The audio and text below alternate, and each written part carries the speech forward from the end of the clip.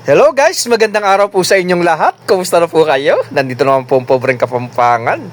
For today video, heto ipapakita ko sa inyo itong gulayan namin dito na pinagbibilhan. Kumpleto dito. Kapag kumanta ka ng Bahay Kubo, kumpleto yung gulay mo. At tingnan ninyo, oh, napakalaking kalabasa. 15 kilo ito guys. Magsawa kayo. Napakabigat nito. Tingnan ninyo, oh, ang laki. Oh, so big. Napakalaki. Tingnan ninyo. Oh. 4 na kilo na to. Grabe. Hindi ko na mabuhat. Tingnan nyo. Oh. Magkano? Kama dad? هذا كيلو 4 ريال. 4 riyal mungkin.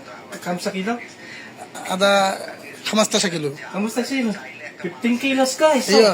Eh, grabe. Oh, hindi ko na mabuhat. ও ইয়া টিকটক করা শুরু করাইছে ওটা কেন ইয়া এটা নিয়ে টিকটক করে Ang laki-laki nito. Grabe. At ayan guys, kapag kumanta ka ng Bahay Kubo, ang halaman doon ay sari-sari, sibuyas, kamatis, bawang at luya, at saka meron pa. At tignan ninyo itong kalabasa, ang laki oh. 7 kilo to guys, magsawa kayo. At yan, yung pinagbibilan namin ng gulay dito sa aming lugar, sa Alcosien.